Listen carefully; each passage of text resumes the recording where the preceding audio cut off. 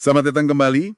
Hari ini kita langsung bahas bab 62 dari materi Anda ya. Fokusnya menarik banget nih. Bentuk kekuatan lain dalam negosiasi. Betul. Kita kan seringnya mikir kekuatan itu ya jabatan, uang gitu ya. Tapi ini beda. Iya, ini lebih ke yang nggak kelihatan langsung, tapi efeknya bisa kuat banget. Bener. Misi kita kali ini, yuk kita coba bongkar deh ini lapisan-lapisan kekuatan yang tersembunyi nih. Siap. Siap. Bab ini memang nunjukin gimana pengaruh itu bisa datang dari sumber yang, wah nggak kita duga. Sering mainnya di psikologi sama persepsi. Oke, yang pertama nih, ada kekuatan orang gila, the power of crazy. Contohnya kan teori Madman Nixon itu ya. Iya, yang itu. Sengaja kasih kesan kita ini mungkin agak irasional, nggak bisa ditebak, biar lawan jadi, gimana ya, lebih nurut gitu.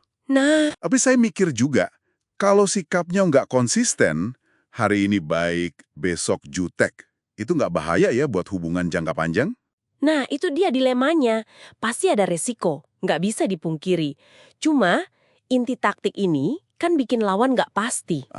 Ketidakpastian ya kuncinya. Betul, lawan jadi ragu, mungkin jadi lebih akomodatif aja biar aman, nggak kena semprot gitu istilahnya. Haha, iya, iya. Ketidakkonsistenan ini kalau dipakai dengan hitungan yang pas, bisa bikin orang lain jadi hati-hati banget di sekitar kita. Di bisnis kadang kelihatan kok. Oh ya? Ada aja kan orang yang moody, susah ditebak, tapi kok sering dapat maunya?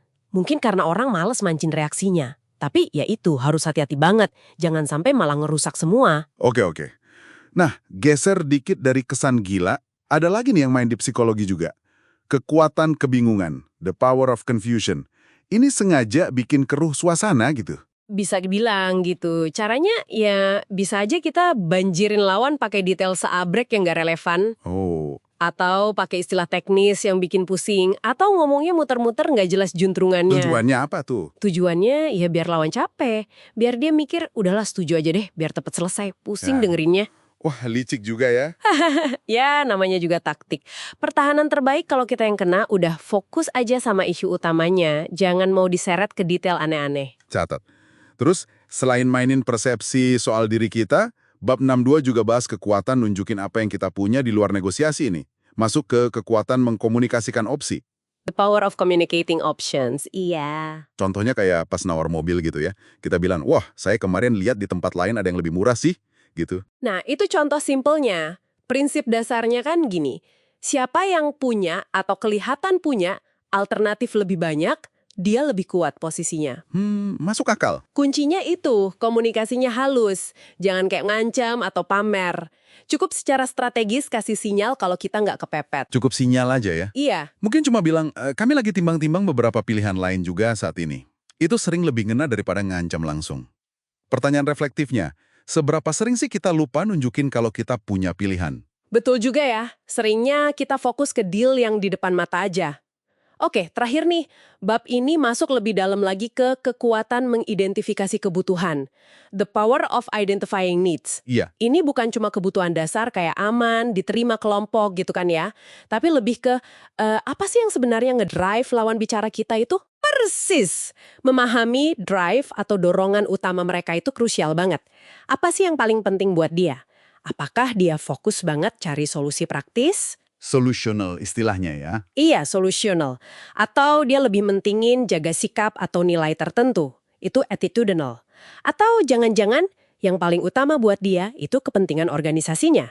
Organizational. Oke, jadi ada 3 itu ya. Nah, kalau kita bisa baca ini, kayak kata Peter Pestillo yang dikutip di situ, kita bisa jadi lebih gampang nemuin cara memenuhi kebutuhan dia tanpa harus kita yang ngalah banyak.